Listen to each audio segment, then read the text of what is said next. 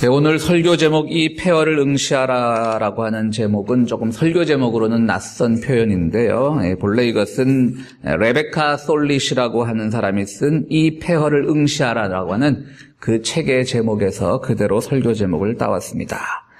이 레베카라고 하는 사람은 아큐파이 월스트리트, 즉 월가를 점령하라고 하는 작년과 재작년에 있었던 그 시위에도 참여한 적이 있는 그 실천적인 지식인입니다. 이 폐허를 응시하라라는 책의 제목은 그냥 우리말로 번역된 책의 제목이고요. 이 책의 영어 원 제목은 A Paradise Built in Hell, 그러니까 지옥에 건설된 낙원, 지옥에 지어진 낙원 이런 원제를 갖고 있는 책인데요. 한국 제목이 훨씬 멋있는 것 같습니다. 이 폐허를 응시하라. 이 책은 어떤 내용을 갖고 있냐면요. 재난의 현장에서 사람들이 보여준 그 사랑과 협력, 그런 것들을 소개하고 있습니다. 저자는 그러한 재난 현장에서 보여준 사랑과 협력을 통해서 아직도 우리 인류에게 희망이 있음을 보여주고 있습니다. 결국 이 지은이가 말하고 싶은 내용은요, 공동체에 닥친 재난과 같은 불행들을 어떻게 복으로 바꿀 수 있는지를 보여주고 있는 책입니다. 이 레베카가 이 폐허를 응시하라는 이 책에서 소개한 몇 가지 재난의 현장들을 보면요, 1906년 4월 18일에 샌프란시스코에 큰 지진이 났다고 합니다. 100년도 훨씬 전이죠. 한 110년 전인데요. 이때 이 샌프란시스코를 강타한 지진은 무려 3,000명의 사망자를 냈고요. 샌프란시스코와 그 일대를 초토화시켰습니다. 그런데 이때 그 재난 지역에 있던, 즉 샌프란시스코 지역에 있던 그로서리 마켓 주인들은요, 가게의 식품을 모두 방출했다고 합니다. 즉 이재민들을 위해서 그들이 판 것이 아니라 다 풀어줬다라고 하는 것이죠. 또 고기를 파는 정육업자들은 난민촌에 고기를 보내기도 했습니다. 지진이 있고 나서 몇 주 동안 가족을 잃고 집을 잃은 10만 명 이상의 사람들은요, 야영을 하면서 평소에는 느끼지 못했던 연대의식과 동병상련의 마음을 가졌다고 합니다. 지진 이전, 즉 1906년 이전에 샌프란시스코 사회를 갈라놓았던 빈부간의 격차도 없어졌고요. 피부색에 따라 달리 대접을 받았던 인종의 병마저 모두 사라졌다고 합니다. 그 기간 동안 그곳의 사람들은 누구에게나 말을 걸었고 덕분에 아는 사람의 소개 없이 모두들 수백 명의 친구를 새로 사귀었다고 합니다. 이것이 오늘날 우리가 샌프란시스코 지역 하면 굉장히 진보적이고 자유적인 그런 지역으로 인식을 하고 있는데요. 바로 이 재난 때부터 그러한 인식이 생겨났다고 하는 겁니다.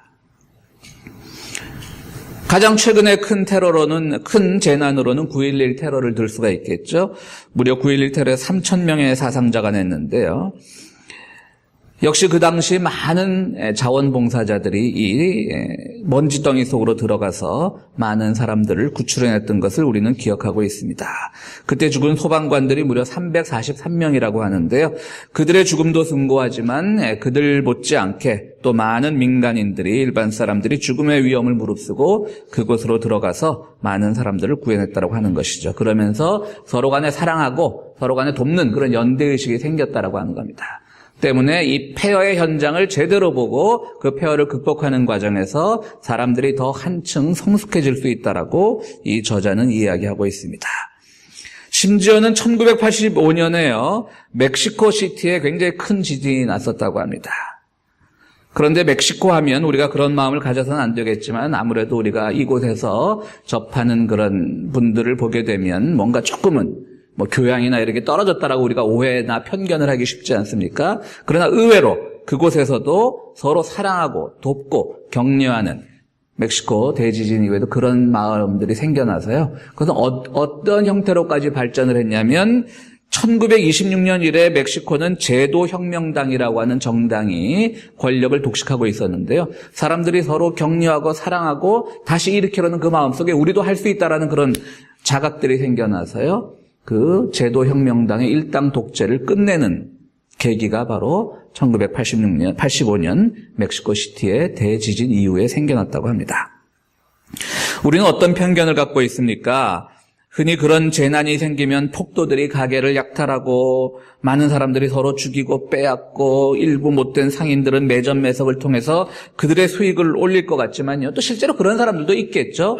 그러나 전체적인 흐름을 보면 바로 이런 재난의 현장에서 사람들이 오히려 더 사랑하고 더 자기의 것을 풀어놓고 이렇게 함으로써 그 재난이 축복으로 바뀔 수 있는 그런 계기를 마련한다라고 하는 것입니다. 이것이 레베카 솔릿의 주장인데요. 이 책은 신앙서적은 아닙니다. 사회과학 서적이죠. 그러나 이 책을 읽다 보면 우리의 고난 중에 함께 하시는 하나님이라고 하는 그런 우리의 기독교인에게 매우 익숙한 진리지 않습니까? 우리 고난 중에 하나님 우리에 함께 하신다.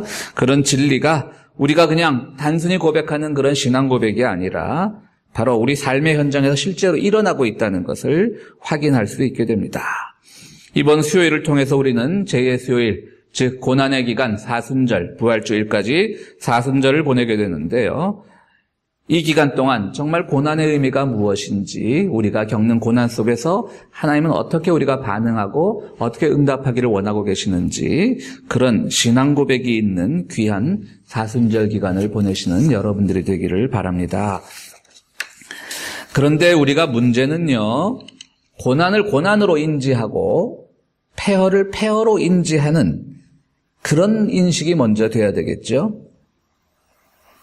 그래야만 우리가 이 폐허를 제대로 바라보고 이 고난을 제대로 바라보고 황폐함을 제대로 바라보고 여기서 우리가 새로운 희망을 얻을 수가 있는 건데요. 만약 우리가 이러한 고난과 황폐함을 제대로 느끼지 못한다면 큰 문제가 있는 겁니다. 여러분, 우리가 이 기독교인으로서 참 고난이란 단어에 익숙한데요. 우리가 생각하는 고난은 무엇입니까? 우리도 고난의 극복을 위해서 많이 기도하잖아요. 많이 고민들도 하고. 근데 사실 따지고 보면 우리의 고난이라고 하는 것이 첫 번째로는 건강에 좋지 않은 것들 또는 재정적인 궁핍함들, 이것이 사실 우리가 말하는 고난의 전부죠. 그것들이 고난이 아니란 얘기가 아닙니다. 사실 몸이 불편하면 세상이 다 보기 싫지 않습니까? 그리고 당장 재정적으로 궁핍함을 겪으면 우리 삶이 여러 가지로 어려워지는 건 사실입니다. 그것이 고난이 아니라는 뜻은 결코 아닙니다. 그런데 우리가 하나님의 말씀 가운데서 늘 고난이란 단어에 익숙하면서 정말 우리가 경험하는 고난이 물질적인 궁핍이나 건강상의 문제밖에 없는가, 이런 것들은 한번 생각해 보자라고 하는 것이죠. 이런 개인적 고난에만 집중하다 보면 정말 더 두려운 고난에 대해서는 무감각해지기가 쉽다는 겁니다. 나의 고난이 아니라 분명히 주변의 고난이 있는데 그것이 고난으로 보이지 않는다면, 황폐함으로 보이지 않는다면, 폐허로 보이지 않는다면 어디 그 안에서 새로운 공동체에 대한 약속이 있겠습니까? 어디 그 안에서 그것을 축복으로 바꿔주는 하나님의 음성을 들을 수가 있겠습니까? 고난을 고난으로 볼 수 있는, 폐허를 폐허로 인식할 수 있는 그것도 우리 믿음의 성숙함의 한 표지인 겁니다. 내가 당하는 개인적인 고난도 물론 중요합니다. 그러나 그것을 넘어서서 나에게는 실질적으로 고난으로 다가오지 않지만 주변에 있는 그런 폐허의 현장을 우리가 응시하고 직시할 수 있는 그런 믿음의 능력도 우리가 가져야 된다는 그런 뜻입니다. 오늘 우리는 구약의 유명한 인물인 에스더를 보게 됩니다. 참 위대한 신앙의 표본이었기 때문에 에스더라고 하는, 우리 기독교 가정에서는 딸들을 놓으면 에스더라고 하는 이름을 많이 짓게 되는데요. 에스더는 이스라엘이 그 페르시아의 지배를 받고 있던 시절입니다. 그러니까 바빌론 포로로부터 풀려나서 페르시아의 지배를 받던 시절인데요. 바빌론에 끌려가 있던 이스라엘의 포로들에게 페르시아가 그 지역 맹주가 되면서 다 고향으로 돌아가라고 하는데, 페르시아가 너무 관대한 정책을 피니까 페르시아, 오늘의 이란 지역이 되겠습니다. 오늘의 이란 지역으로 많은 유대인들이 이주를 했던 것이죠. 고향 돌아가 봤자 그 황폐한 땅에 뭐가 있을까 싶으니까 이란 가서 많이 살았던 것이죠. 바로 에스더는 그 시절에 활동하던 인물입니다. 유대인으로는 독특하게 당시 페르시아의 왕이었던 아하수에로 왕의 왕비가 되었던 여자죠. 물론 왕비가 될 때는 유대인이라고 하는 자기 민족적인 정체성을 숨겼습니다. 숨긴 것이 아니라 그냥 왕비로 간택이 됐으니까 굳이 내가 유대인이라고 밝히지 않았던 것뿐이죠.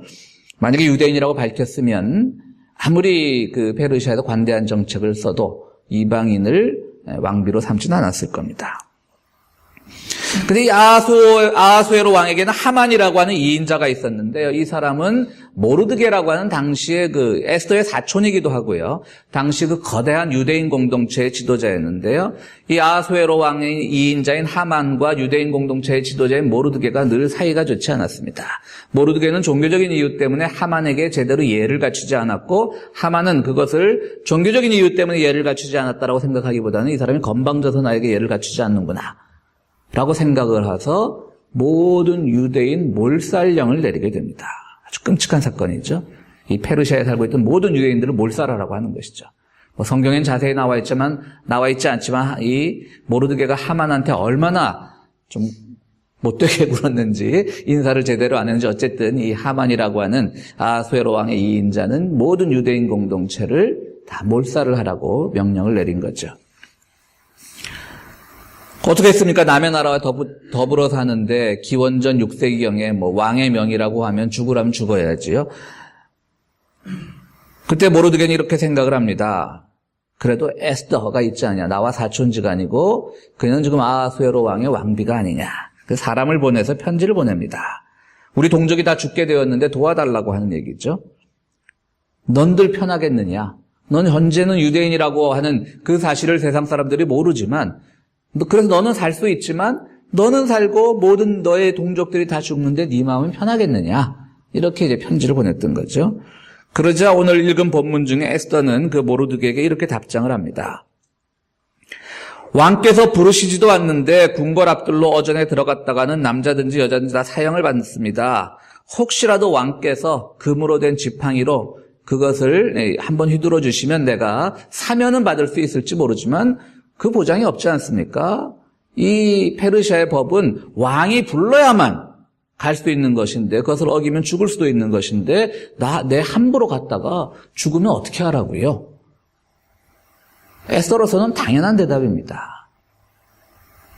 민족의 동족의 이 황폐함은 보이지 않는 것이죠.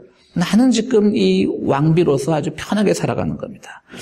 에스더에겐 또 이렇게 말할 수밖에 없는 또 하나의 이유가 있었습니다. 아하수에로 왕에게는 본래 첫 번째 왕비가 있었는데 이게 와스디라고 하는 왕비였습니다. 근데 이 왕비는 어떤 사람이었냐면요. 아마도 오늘날에서 보면 약간 이 페미니스트적인 여성운동가적인 경향이 있는 왕비였던 것 같습니다. 하루는 왕이 거나하게 자기 신하들과 술자리를 벌이다가 왕비니까 굉장히 이뻤겠죠. 그러니까 그 왕비가 갑자기 보고 싶었던 겁니다. 그래서 아마 자기 신하들 앞에 자랑하고 싶었겠죠. 왕비를 와스디를 불렀어요. 근데 와스디가 안 갔습니다. 굉장히 그 당시에 여성의식이 강했던 왕비인 거죠. 네가 뭔데 나를 부르고 말고 이제 이런 마음을 가졌던 것 같아요. 그것 때문에 폐위가 됐어요, 와스티가. 그 덕분에 에스더가 새로운 왕비가 됐던 것이죠. 바로 그걸 알고 있기 때문에 에스더는 감히 부르지도 않았는데 나가는 것이며 불렀는데 안 나가는 것이며 두 가지가 다 에스더는 굉장히 공포로 남아있는 거죠. 그런데 자기의 사촌이 와서 우리 민족을 좀 구해달라고 편지를 보내니까 나 자신 없습니다. 이렇게 답장을 보낸 겁니다. 그러자 모르드게가 또 한 번 편지를 보냅니다. 오늘 역시 읽은 본문 중에 나오는데요. 궁 안에 있다고 해서 당신만이 홀로 편안할 수 있을 것 같느냐? 아주 또 자신 있게 얘기를 합니다.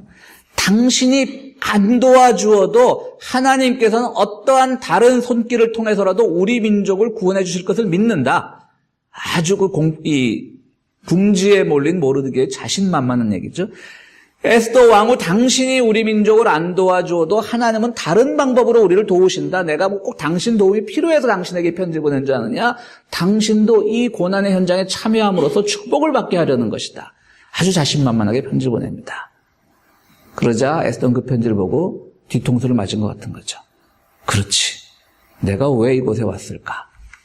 그래서 이 유대인 공동체에 편지를 보냅니다. 저를 위해서 3일만 모두 금식하고 기도해 주시고요. 저도 하겠습니다. 겁이 나니까요. 그 대신 3일 기도한 뒤에 내가 왕이 부르지 않아도 과감하게 왕에게 찾아가서 우리 동족을 구해달라고 얘기하겠습니다. 라고 얘기를 하는 겁니다. 유대인 동족들은 또 에스더는 같이 3일 동안 밤낮으로 금식 기도를 했고요. 그리고 용감하게 에스더는 아하수에로 왕을 찾아갔고요. 부르지 않았을 때 가면 큰일 나는데요. 그런데 왕이 이 에스더가 부르지도 않아놓은 에스더가 왔을 때 죽이기는커녕 오히려 에스더의 얘기를 끝까지 듣고 그래서 유대인 공동체에 내렸던 그 몰살 명령을 거두게 되는 겁니다. 오히려 하만은 모르드게를 매달기 위해서 큰 나무에 매달아서 죽이기 위해서 큰 나무를 만들어 놨었는데요. 거기에 역설적으로 오히려 하만이 아수에로 왕의 2인자였던 하만이 매달려서 죽게 되는 그러한 사건을 기록하고 있는 책이 바로 에스더입니다. 하만이 본래 이스라엘 사람들을 죽이려고 계획을 실행할 때 그날 언제 죽이는 것이 가장 좋을까? 3월 2일 날 죽일까? 3월 3일 날 죽일까? 이 뽑기를 했어요. 제비 뽑기를. 그 제비 뽑는 거를 히브리어로 부르라고 하는데요. 그래서 오늘날도 이스라엘에서는요. 부르의 그 복수형인 부림해서 부림절을 굉장히 크게 지키고 있습니다. 그러니까 모든 민족이 다 몰살당할 뻔한 날을 제비 뽑기 하는 그걸로 인해서 오히려 하만이 거꾸로 죽게 되었기 때문에 부림절을 굉장히 크게 지키고 있습니다. 제가 몇 해 전에 그 이스라엘을 갔는데 온 거리로 젊은이들이 몰려 나와서 축제를 벌이고 있더라고요. 가이드한테 물어보니까 바로 오늘이 부림절이라고 이렇게 얘기를 하더라고요. 그 정도로 오늘날도 아주 큰 명절로 지키고 있습니다. 그렇습니다. 오늘 에스더의 입장에서 보면 민족이 당하는 황폐함, 이 폐허는 에스더에게서 보면 아무것도 아닙니다. 그렇지 않습니까? 에스더에겐 결코 고난의 상황이 아니에요. 에스더는 편하게 있는 거예요. 궁궐 안에서. 눈 한 번만 질끈 감고 내가 죽는 것도 아닌데 내 민족이 죽는 건데 눈 한 번 질끈 감고 그냥 모른 척하고 있으면 자기를 유대인으로 기억하는 모든 증인들도 다 죽어버리니까 극단적으로 생각하면요. 굉장히 편한 상황일 수 있는 거죠. 대페르시아 제국의 왕비로 살아가는데 손색이 없습니다. 그러나 에스더는 민족이 당한 황폐함을 외면할 수 없어서 죽으면 죽으리라는 각오로 나서게 되었던 겁니다. 이언 토마스라고 하는 에스더서를 주로 연구하는 신학자는요. 에스더서는 성령의 입장을 잘 기록하는 책이라고 이렇게 해석을 하고 있습니다. 에스더의 결정을 이끌고 있는 것이 바로 성령이라는 것입니다. 우리는 성령의 임재를 위해서 늘 신앙생활을 합니다. 오늘 우리의 신앙 상태는 어떻습니까? 혹시 우리의 영적 상태는 황폐하지 않습니까? 다 무너져버린 폐허가 아닙니까? 혹시 우리가 오늘 신앙이란 이름으로 가지고 있는 이 믿음의 체계들은 오히려 우리의 욕심을 부추기는 보조장치가 되어 있지 않습니까? 나는 신앙이란 이름으로 믿음이란 이름으로 열심히 기도를 하는데 그 기도의 내용은 내 욕심을 부추기는 그냥 보조장치일 뿐인 거예요. 욕심이 우선인 거예요. 오늘 우리 마음속에 분명히 큰 궁핍함도 없고 큰 질병도 없으면 우리 스스로 지금 황폐했다고 느끼지 못하는 것이죠. 왜? 당장의 삶에 그렇게 큰 고민이 없으니까. 거기에 십자가의 복음도 회개도 구원의 소망도 없이 그저 세상의 것 적당하게 누리고 있는 내 마음. 가끔 걱정과 고난이 생기지만 그것은 그냥 내 개인적인 일신상의 문제일 뿐. 그저 나는 만사가 좋다라고 하는 그런 마음이 있다면 우리는 오히려 굉장히 지금 황폐함 속에 있는 겁니다. 주님께서 가르쳐주신 십자가의 진리도 없고 그저 내 마음 편안한 것으로 신앙의 이름으로 대체한다고 한다면 우리는 사실은 황폐한 것인데 이 황폐함, 이 폐허를 제대로 응시해야만 우리가 그 황폐함 속에서 새로운 그리스도의 약속을 들을 수가 있는 건데 그 황폐함을 제대로 모른다고 한다면 그것이 바뀔 수 있는 축복도 없는 것이죠. 뭘 알아야지, 봐야지, 제대로 인식해야지 그것이 바뀌는 것이죠. 우리는 그저 우리의 욕망이나 가벼운 지식 정도로 우리의 믿음의 상태를 대처하려고 합니다. 이런 것들이 바로 우리 영적인 폐허 상태, 황폐 상태입니다. 성령의 도우심이란 무엇이겠습니까? 우리의 영적 상태를 폐허로 응시할 수 있는 것입니다. 지금 우리의 마음이 황폐하다는 걸 응시할 수 있는 겁니다. 그래서 언제부턴가 내 마음에서 살아신 예수 그리스도의 희생과 구원의 약속을 빨리 발견할 수 있어야 되는 겁니다. 마태복음 24장에는 이러한 말이 나옵니다. 황폐하게 하는 가증스러운 물건이 있는 거룩한 곳에서 황폐하게 하는 가증스러운 물건이 거룩한 곳에 서 있는 것을 보거든 산으로 도망하여라. 그러니까 내 마음이 지금 황폐해져 있는데 이게 지금 거룩함으로 착각되고 있으면 이건 안 된다라고 하는 그런 말씀인 것이죠. 주님도 우리가 폐허 가운데서 똑바로 보라고 말씀하십니다.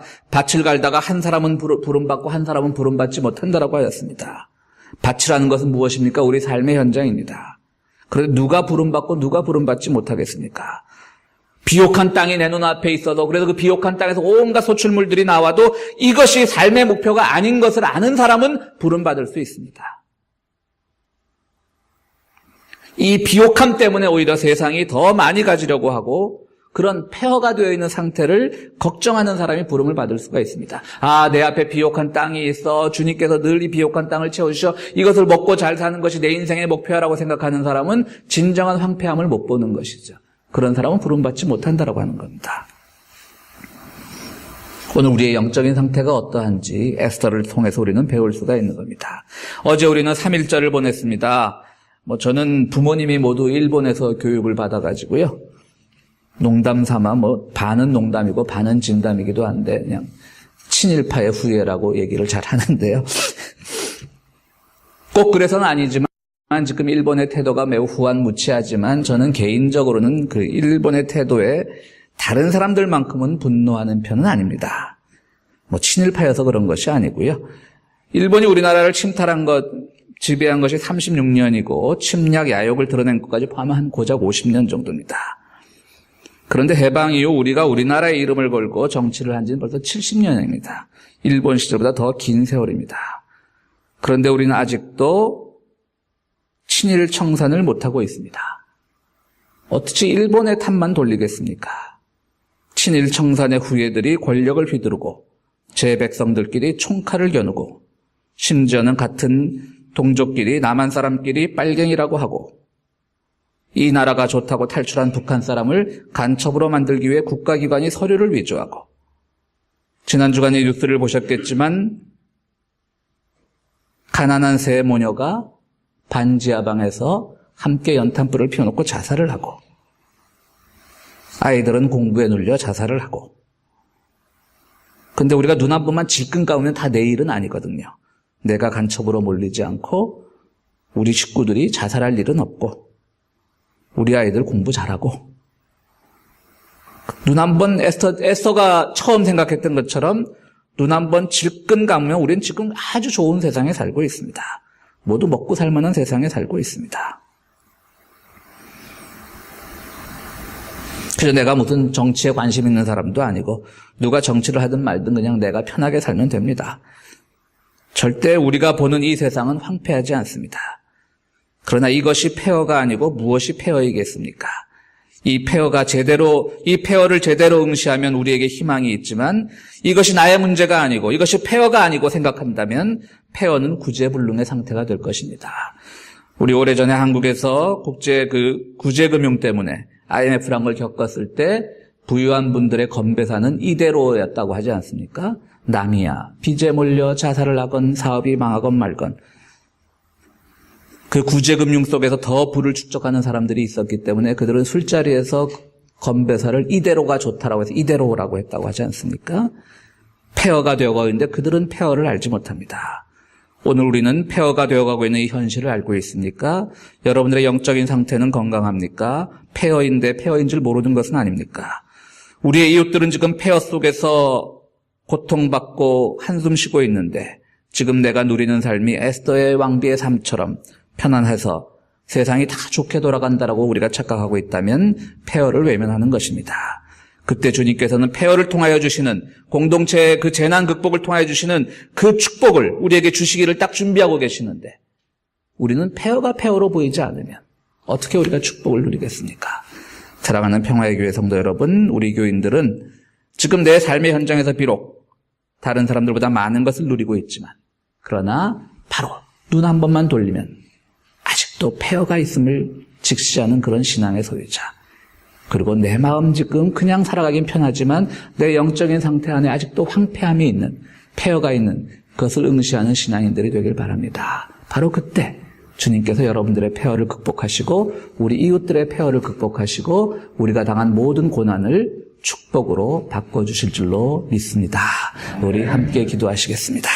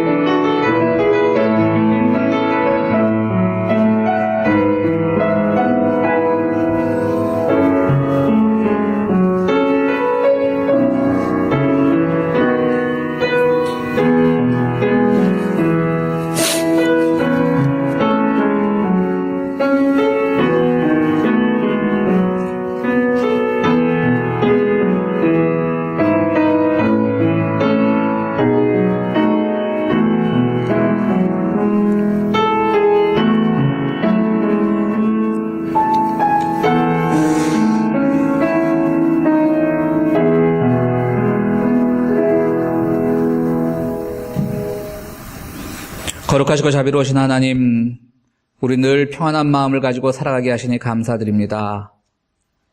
적어도 내가 눈을 돌리는 곳에 보이는 모든 우리의 가족들과 이웃들은 편안하게 살게 하시니 감사드립니다.